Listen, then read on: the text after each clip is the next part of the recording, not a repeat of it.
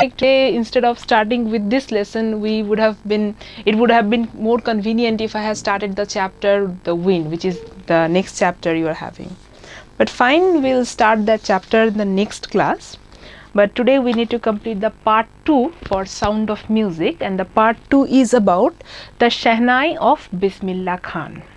So before I begin, Bismillah Khan, a very common name, a very famous name, Bismillah Khan. Bismillah Khan, whenever we hear about Bismillah Khan, the word that comes immediately after him is Shehnai. So we Indians, being Indians, we are really proud of having him. We were really proud of having him in our land. He was a very renowned Shehnai player. Okay, he was very renowned. Renowned means he was just a legend. He has been a legendary figure in the field of music, in the field of Shehnai. So whenever we mention Shehnai, we will mention Bismillah Khan. He made a historical record.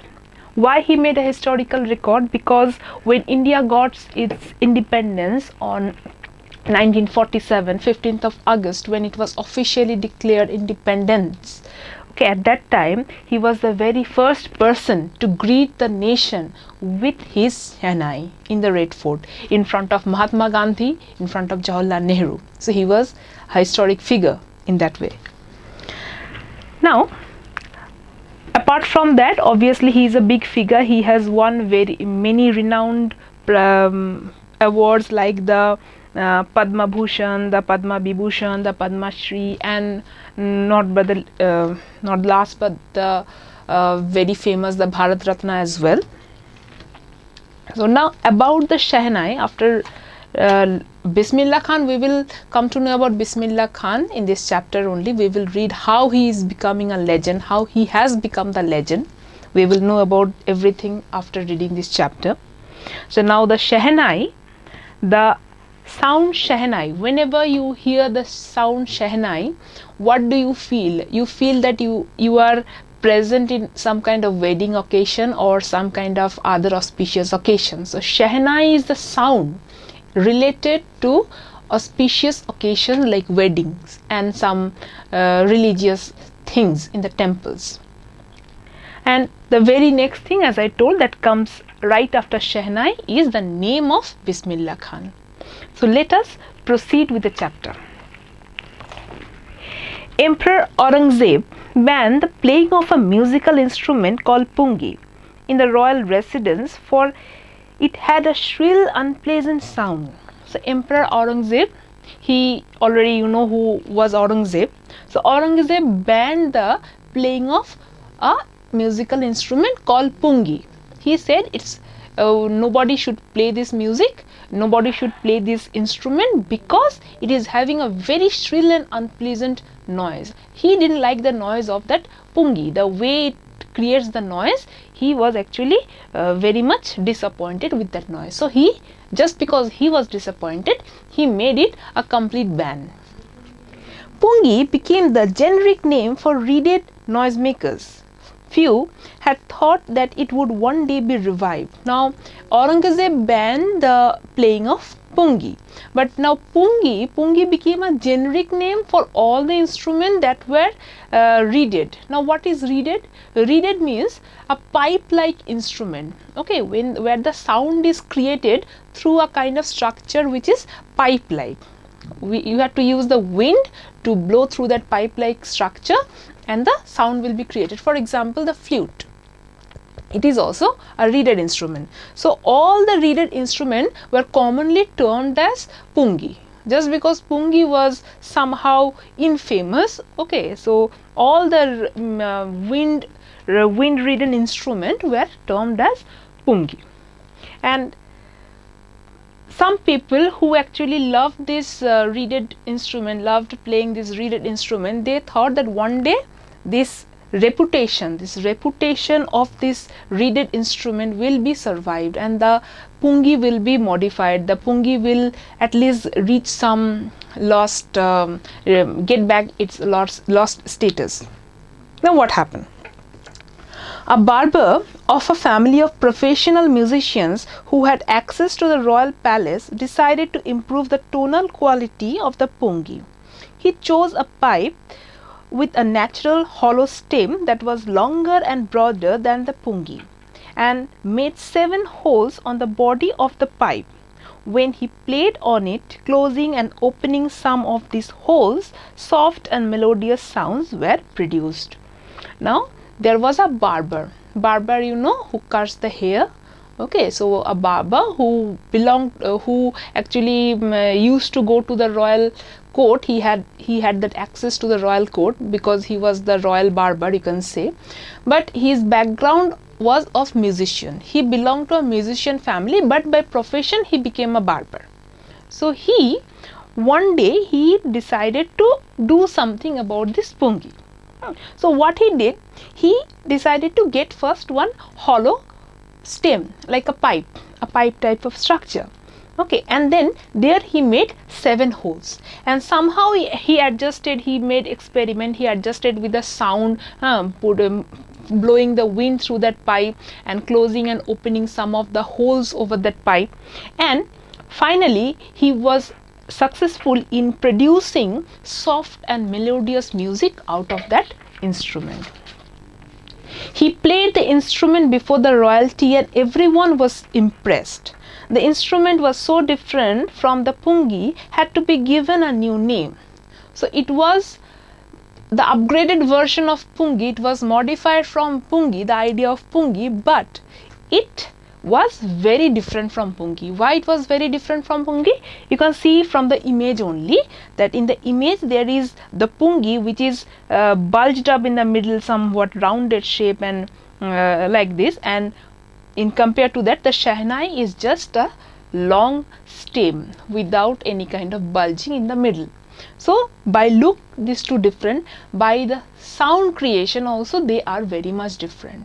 So though the shehnai has been derived from pungi, still it was very different from pungi, and therefore it has to be given a new name. Now how the name shehnai was given to it, this is one important question.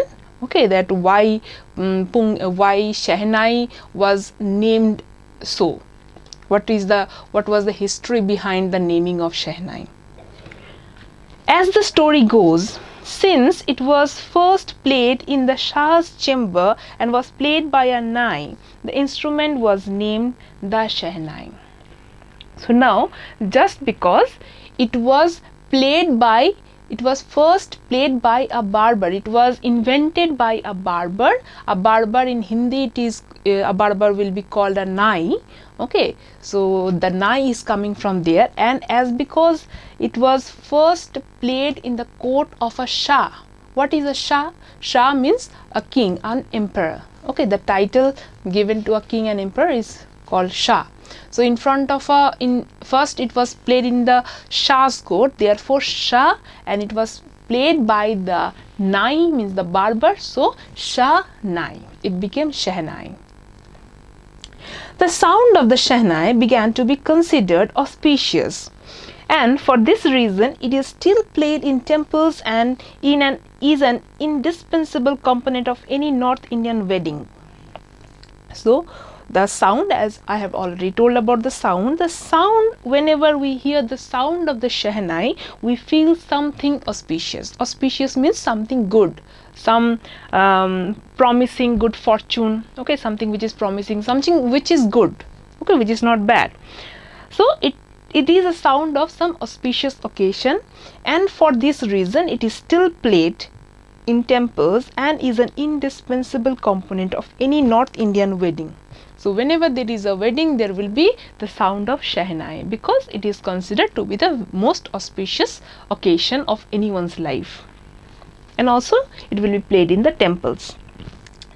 In the past, the shehnai was part of the Naubat, or traditional assemble of 9 instruments found at royal court, just like an orchestra. Orchestra means a group of musical instruments played together. So just like an orchestra, in the traditional time, in the during the Shah's period, during the emperor's period.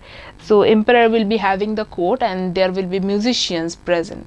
So there will be a kind of naubat. Naubat means a collection of 9 musical instruments played together.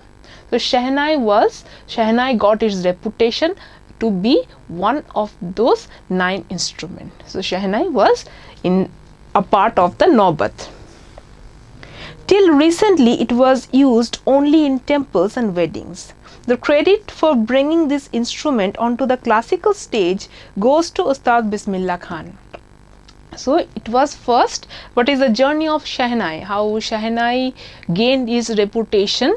Okay, first it was included in the Naubat, which was played in the king's court, and from there very recently means in the modern time only, it has the Shehnai, the sound of Shehnai was used in temples and weddings. And it is because of Bismillah Khan, this legendary figure, it is because of this Bismillah Khan that Shehnai's reputation, from there it reached to the classical level. It is considered to be one of the important classical instrument in Indian culture. And all the credit goes to Ustad Bismillah Khan. Now we will come to the story of Bismillah Khan. As a 5-year-old, Bismillah Khan played gilli danda near a pond in the ancient estate of Dumrao in Bihar. He would regularly go to the nearby Bihariji temple to sing the Bhojpuri Chaita, at the end of which he would earn a big laddu weighing 1.25 kg, a prize given by the local Maharaja. This happened 80 years ago, and the little boy has travelled far to earn the highest civilian award in India, the Bharat Ratna. So this paragraph is the introduction of Bismillah Khan. So Bismillah Khan, he was a little boy of 5 years. Okay, he was just aged 5 years. At the age of 5 years, he used to sing the Bhojpuri Chaita, where near the Bihariji temple, and for singing the Chaita, for singing the Bhojpuri Chaita, he used to earn 1.25 kg laddu, a big size laddu he used to earn for his singing, and this was a gift rewarded to him by the Maharaja, by the local Maharaja of that place. From there, he earned his career, he made his career in such a way that at the age of 85, from that 5 years boy, when that boy grew up to be a man, to be an old man, later on an old man of 85, he won the highest civilian award of India, that is the Bharat Ratna. So we will know his journey now. Born on 21 March 1916, Bismillah belonged to a well-known family of musicians from Bihar. His grandfather, Rasul Baks Khan, was the Shehnai Nawaz of Bhojpuri King's Court. His father, Paigambar Baks, and other paternal ancestors were also great Shehnai players. So Bismillah Khan, when he was born on 21st March 1916. The date you remember. And he belonged to a family of musicians, not only just musicians but Shehnai players. So Shehnai playing was in his blood. His grandfather, remember his grandfather's name, Rasul Baks Khan. He was a Shehnai Nawaz of the Bhojpuri King's Court. So he used to be a royal musician of the Bhojpuri of Bhojpur's King's Court. So he was the royal musician of Bhojpur's king. And his father, Paigambar Baks, another name you need to remember, Paigambar Baks, and other paternal ancestors were also great Shehnai players. So they were also great. The young boy took to music early in his life. At the age of 3, when his mother took him to his maternal uncle's house in Benares, now Varanasi, Bismillah was fascinated watching his uncle practice the Shehnai. So Bismillah, when he was just 3 years, okay, at that time Bismillah's mother took him to his maternal uncle's house. Maternal uncles means we all call it Mamar Badi. Okay, so that maternal uncle's house he was taken. And where was it? It was in Benares. Now we presently call it Varanasi. So there Bismillah was fascinated watching his uncle practice the Shehnai at the age of 3. At the age of 3, normally a child will be more interested in playing different things, playing marbles, okay, playing with toys. But Bismillah, just kind of surprisingly, that 3 years old Bismillah was fascinated to hear his uncle play the Shehnai. Soon Bismillah started accompanying his uncle. So it started all from that age of 3, and from there whenever he got the opportunity he used to accompany his uncle Ali Bakhsh to the Vishnu temple of Benares, where Bakhsh was employed to play the Shehnai. So what was Ali Bakhsh? Ali Bakhsh, who was Ali Bakhsh? He was the maternal uncle of Bismillah Khan. So Ali Bakhsh was appointed as a Shehnai player where? At the Vishnu temple of Benares. Okay, he was appointed as a Shehnai player in the Vishnu temple of Benares, and there Bismillah Khan used to go with his uncle. He used to be with his uncle, he used to go and he used to watch how his uncle played the Shehnai. And not only he used to watch, he used to be fascinated by the way the music was created. Ali Bakhsh would play the Shehnai and Bismillah would sit captivated for hours on end. So a little boy of 3 years, 3 or 4 years, so such a little boy, he won't get bored. He will be constantly watching, being fascinated. He will be watching his uncle playing the Shehnai. He was captivated with the music. Slowly he started getting lessons in playing the instrument and would sit practicing throughout the day. So this is the sign of becoming a legend. Okay, so this is the unique quality he had. He was fascinated with the sound of music, and soon he started taking lesson on playing the Shehnai at a very early age. For years to come, the temple of Balaji, Mangala Maya and the banks of the Ganga became the young apprentice's favorite haunts where he could practice in solitude. So soon, while he was living in Benares with his uncle only taught him how to play the Shehnai. So he used to practice Shehnai alone. Solitude means alone, where there were 3 places where he would like to go and sit and practice the Shehnai. That was the temple of Balaji, the Mangala Maya and the banks of Ganga. These 3 were the most frequent places where people can easily see or spot Bismillah sitting alone and practicing with his Shehnai. The flowing waters of the Ganga inspired him to improvise and invent ragas that were earlier considered to be beyond the range of the Shehnai. And just as he used to sit beside the river Ganga, okay, river Ganga, the flowing of river Ganga had a big influence on him. It used to inspire him a lot, and because of that inspiration, the inspiration that he received from watching and hearing the sound of river Ganga flowing, okay, that inspired him to create different new ragas in Shehnai. He just not only learned the Shehnai, he invented new ragas which was not there before for that instrument. So he invented, that made him legendary. That made him the father of the Shehnai. Okay, just like he actually made the reputation of Shehnai to the classical level because he invented those ragas. And not just any ragas, he invented such ragas which was considered impossible for an instrument like Shehnai. Nobody believed that such ragas were possible in the instrument called Shehnai, but Bismillah made that possible. That was his credit. At the age of 4, Bismillah accompanied his uncle to the Allahabad Music Conference. At the end of his recital, Ustad Fayaz Khan patted the young boy's back and said, "Work hard and you shall make it."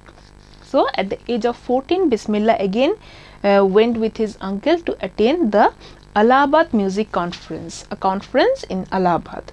Okay, there they were actually listening to the recitation of Ustad Fayaz Khan, and after the recitation was completed, Ustad Fayaz Khan came down and patted means like touching the shoulder and giving a little bit hit. Okay, patted the shoulder of the young boy and said to him that if you work hard, you must work hard, and if you work hard, you shall make it. Means you will also reach to such a stage if you work hard. With the opening of the All India Radio in Lucknow 1983 came Bismillah's big break. He soon became an often heard Shehnai player on radio. So it was at the age of 22. What happened at the age of 22? You remember the date, that is 1938. This is the year, okay, which was very important in Bismillah Khan's life, because he got his biggest break. Okay, his first biggest break he got in 1983. Biggest break means a big opportunity to shine, a big opportunity to expose his talent. He got that. How? Because All India Radio in Lucknow, All India Radio, a radio channel in Lucknow, they decided to play the Shehnai music in the morning, and there Bismillah Khan was appointed to play the Shehnai. And we all know how Bismillah Shehnai became so popular in the radio. He soon became an often heard Shehnai player on the radio. So Bismillah's Shehnai will be often heard in the radio still now. Sometimes, even now, Bismillah Khan is no more with us, but still we can often hear the beautiful Shehnai music which was recorded by Bismillah Khan. It will be played somewhere in the radio still now. When India gained independence on 15th August 1947, Bismillah Khan became the first Indian to greet the nation with his Shehnai. He poured his heart out into Rag Kafi from the Red Fort to an audience which included Mahatma Gandhi and Pandit Jawaharlal Nehru, who gave his famous Tryst with Destiny speech. So this is the historic event what made Bismillah a historic figure, that is the date 15th of August 1947, a date which is very important for all the Indians. Okay, that is the most important date we will remember after our date of birth. Okay, that is 15th August 1947. So what happened on this day? Bismillah Khan was the first person. He was the first person to greet the entire nation. How? By his music. And the way he played the Shehnai, he just poured his entire soul into that music, into creating that music. Okay, and what was his rag at that time? The music that he played, that was Rag Kafi. So remember this name. And where it was played? It was played in the Red Fort. He was playing the entire music in front of the entire audience, in front of the citizen, but most importantly, he was playing Rag Kafi in front of Mahatma Gandhi, in front of Jawaharlal Nehru.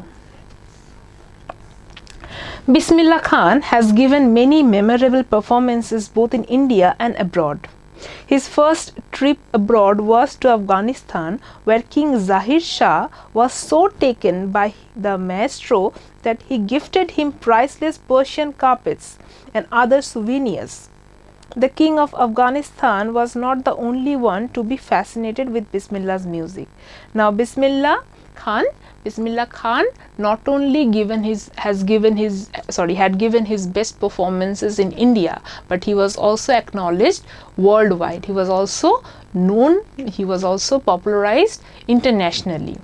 So his first trip abroad, his first trip to any foreign country, it was in Afghanistan. He went to Afghanistan, where he played in front of King Zahir Shah, and King Zahir Shah was so impressed on him that he given him lots of expensive gifts, like the priceless Persian carpets. He was gifted with the priceless Persian carpets and other souvenirs. Souvenirs means what?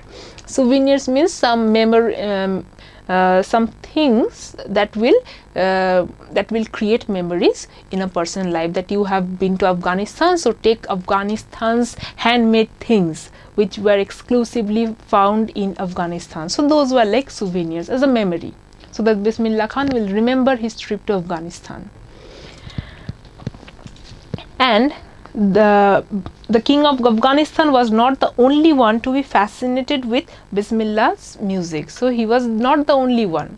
He was soon recognized by another person. He was a film director.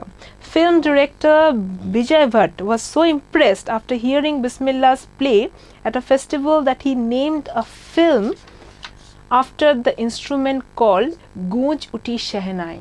So film director Bijay Bhatt was so impressed with Bismillah Khan's music and Bismillah Khan's Shehnai that he made the name of his upcoming movie as Goonj Uti Shehnai with that impression.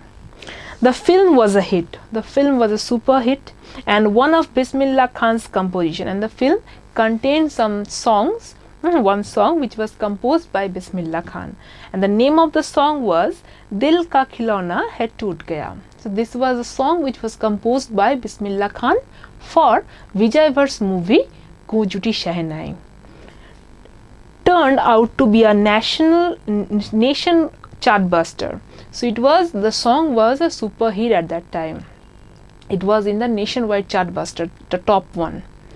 Despite this huge success in the celluloid world, Bismillah Khan's venture in film music were limited to two.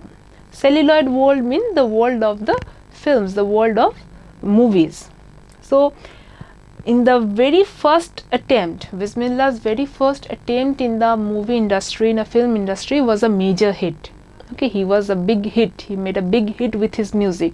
But in spite of that, he only made two ventures in the film industry. It was limited in two. He didn't made a huge success in the film industry, means he didn't pursue the film industry apart from these two movies. One is Vijay Bhatt's movie Goonj Uti Shehnai, Vijay Bhatt's Goonj Uti Shehnai, and Vikram Srinivasa's Kannada venture Sanadi Appanna. So another movie, another music he made for a Kannada movie which was directed by Vikram Srinivasa, okay, and the movie name was Sanada Appanna. So if you are asked the question, if you are given the question that which name two movies that were the music of whose was composed by Bismillah Khan, then you mention these two movie names and also with the film director's name. I just can't come to terms with the artificiality and glamour of the film world, he says with emphasis. Now, why Bismillah Khan limited his career with limited his film career with only these two movies? Because to Bismillah Khan, this world of the films, the world of the movies was not really going. He felt that this is a very artificial world, it's not natural. Everything is made up, everything is based on sets, everything is based on stories and acting. Okay, it is not natural. So he felt the artificiality of the world. The makeup, the sets, the costumes, everything is artificial. So this artificiality he didn't like. And glamour of the film world, and the film world is highly glamorous. Why glamorous? Because when a person enters the film world, he is just exported to a different world, like a glamour world, the glam world, where every time like you have to be like presentable in front of the camera, in front of the reporters, in front of the media. Every time you have to appear yourself as a flawless personality. If you be casual for any single moment, then that picture will be telecast everywhere, and lots of comments, lots of things, lots of kind of unnecessary things will bring you have to face that. So that is the world of the glamour. It's a very shiny world, but it is very difficult to handle for some people like Bismillah Khan. So Bismillah Khan, first of all, he didn't like that artificiality of the film world and also the glamour world of the film industry. Therefore, he just made these two movies, the music for these two movies, and he didn't venture anymore. Awards and recognition came thick and fast. Bismillah Khan became the first Indian to be invited to perform at the prestigious Lincoln Center Hall in the United States of America.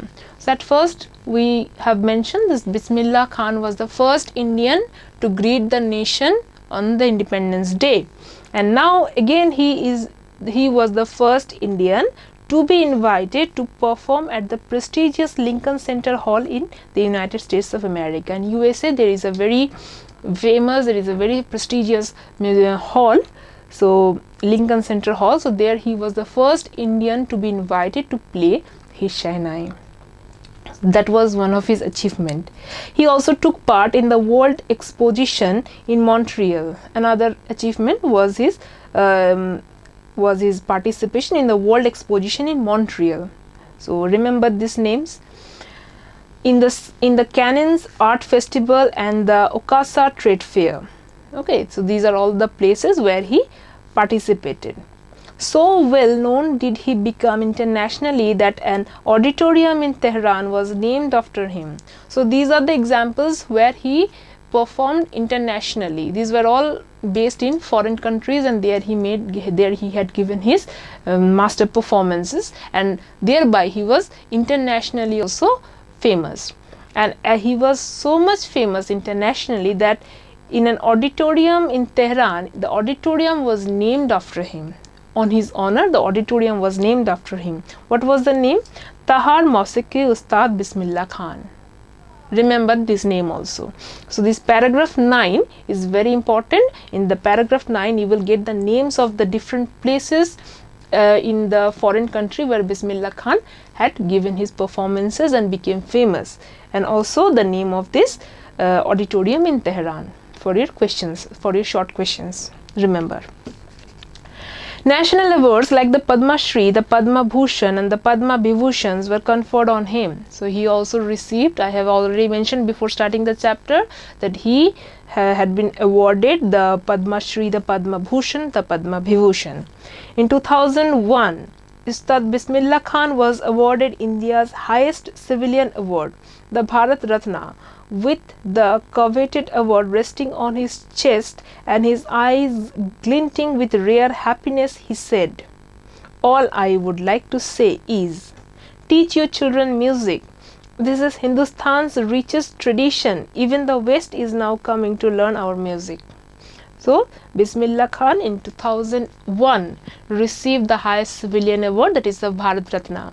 And while he just received the Bharat Ratna award and he went to the stage to give his speech, he has to say something about receiving the award. So at that time, instead of saying anything about himself, he just told something which will show his love for his country, which will show his love for India. What he said? He told the Indians that teach your children music. Please teach your children music.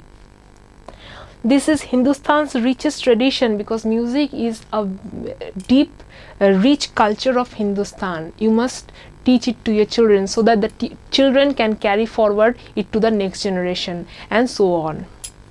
Even the West is now coming to learn our music. So our music, Indian music, is so rich in culture that not only Indians but people from foreign countries, they are coming to India in order to learn this music. So that is the richness. We Indians must never lose this culture. This is our gift and we must nurture this gift. How?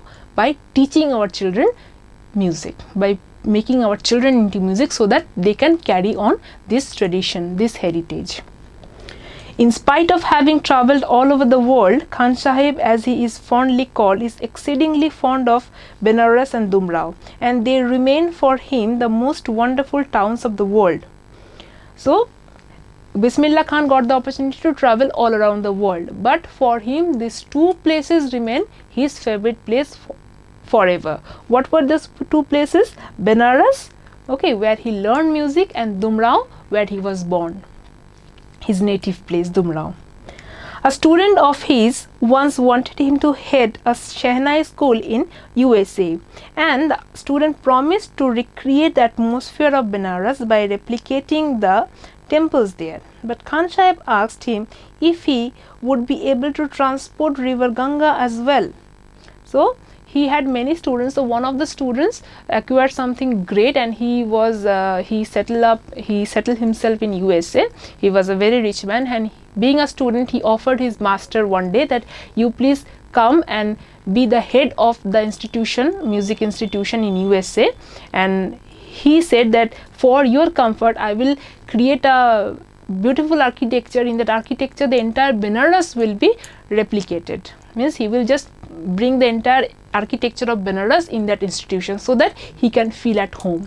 But Bismillah Khan refused it. Why? He said that even though he can replicate the Benares architecture there, but he won't be able to take river Ganga from India and place it there. So if Ganga is not there, he won't be able to create music, because Ganga is his inspirational source. That is why whenever I am in foreign country, I keep yearning to see Hindustan. So he said, he used to mention all the time that whenever I am traveling to any foreign country, he actually misses his country. He wanted to come to Hindustan. He wanted to come to his native place.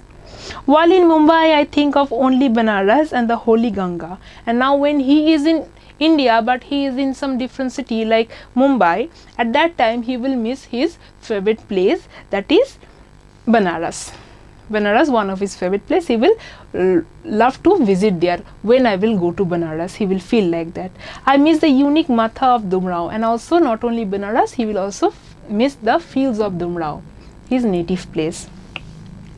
Ustad Bismillah Khan's life is a perfect example of the rich cultural heritage of India, one that effortlessly accepts that a devout Muslim like him can very naturally play the Shehnai every morning at the Kashi Vishwanath temple. So Bismillah Khan, he just made an example of how a person can become rich, not rich by wealth, but rich by his contribution. Rich, why Bismillah Khan is rich? Because he is first of all a big contribution in the field of Shehnai, in the field of music. Okay, and he contains the rich cultural heritage of India. He is rich with the Indian culture. He is rich with the Indian cultural heritage.